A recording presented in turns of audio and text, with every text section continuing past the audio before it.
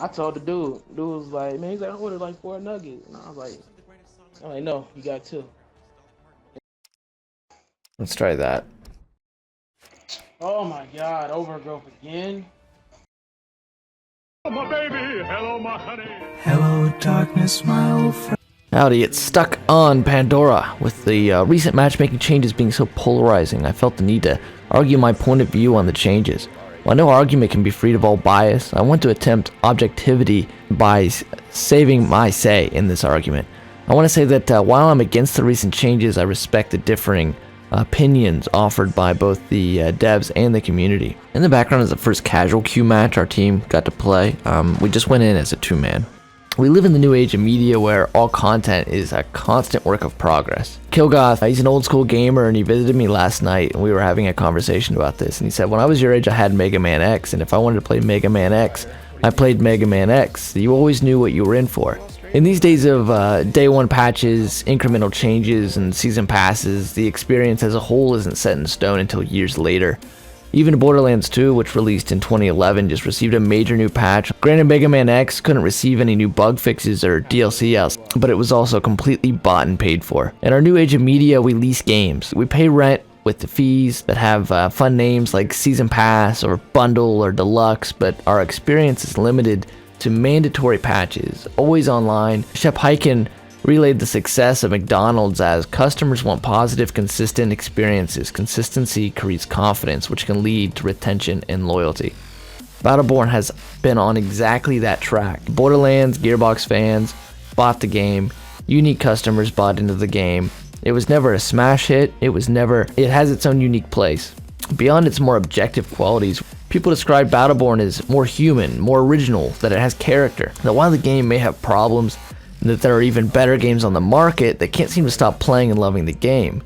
Gearbox has brought a weekly hotfix and a monthly patch, a great forum post presenting just this.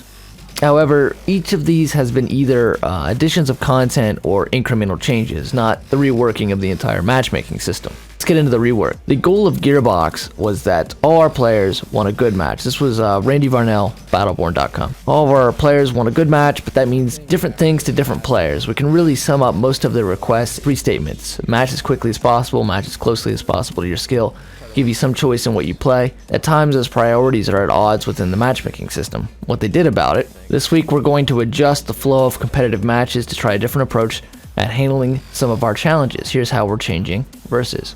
The 3 existing mode-based queues are going away. 2 new queues will be available: casual play and competitive play.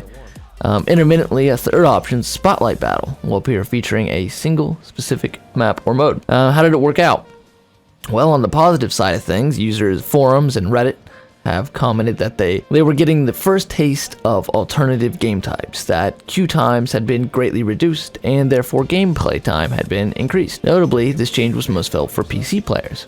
Users also commented on matches being much more in line with skill level than ever before, at least in the competitive queue. Battleborn's PC platform has struggled. At $60 and against the competition of League of Legends, Dota, Smite, Team Fortress 2, and Overwatch, it seems to have struggled to find its niche. While I'm glad PC players were brought change, why are these patches not being handled separately? The PC player base and console player base are on opposite ends of the spectrum. Queue times were not generally a noted issue for consoles. On the negative side of things, users commented that the casual playlist parameters are too broad, that 5-man teams are going in there and just stomping the casual playlist, that Capture and Meltdown have become non-entities in the competitive playlist, that lore, title, and credit challenges were harder than ever before to accomplish. Now, here's my opinion. A patch was made that serves the PC platform, and because they're on the same patch schedule, console players also had to bite the dust. Even the PvE fix of a near guaranteed legendary seems to be an effort to get people into the story queue. I don't agree with even the legendary buff, because many of us have grinded many hours, too many hours, for nothing, and now everyone has exactly what they want. And I feel like this is a game that's been very set against power creep. It's gone the nerf route rather than the buff route, and giving every single person the legendaries, even on the tail ends of the legendary nerfs, is a little towards the power creep. However, it also leads to the impending dullness of gear, because now we all have gold. But really, most importantly here, what I feel has happened and why I have I have not logged into Battleborn since I played it and felt this frustration. We now have less choice than ever before. Players who put their $75, myself included, on the Digital Deluxe, the Season Pass list, we got hosed. We can no longer have the ability to play the game type of our choosing. Further, we solo queue or double queue players have been alienated. I have no business being in the casual playlist. I'm not the best, I'm not the worst, I have working knowledge of the game, I belong in the competitive queue but with a full team, which I rarely have. Whereas under the old system, all of this, close matches, bad matches, stomps on both ends, amazing matches, terrible matches, good and bad, I loved every minute of it. If I got frustrated, I went to a different mode. Now I have to choose between the two extremes. I played story, hoped for gear, wasn't guaranteed gear. I played incursion, got glad or mad, went to meltdown, wanted fast matches, I played capture. It was that simple. Now it's stomp or be stomped. This didn't have to be this way. One post in particular by the one great Zamboni, link in the description below to show the post. He goes into great detail. This was a highly upvoted post, and it goes into great detail on the different system games have implemented for their matchmaking and how this update in particular has taken away our choice. In a game of 45-minute matches, losing the choice of how to spend those minutes is wholly game-changing. I have a video on my channel. It was a planned series arguing for ranked matchmaking. This was something I really wanted personally. I wanted there to be stakes and a competitive scene for Battleborn, especially with the tournaments that have been going on. However, I saw this ranked matchmaking more in line with Destiny's Trials of Osiris. Weekend-based queues, such as Spotlight, is attempting, that offer unique rewards. Why would anyone not take the path of least resistance? You can play competitive or Spotlight for increased credits and EXP in an ambiguous proprietary ELO, or you can play casual, get some credits, and farm out title. There's no good reason to venture into competitive when you can potentially be locked into a game type you have played 100 times over on a map you've played on just as much. The fact is we have been playing Overgrowth Incursion since the beta in October, and despite small changes, the map has grown into a redundancy that's further expedited the longevity and number of stalemates that occur.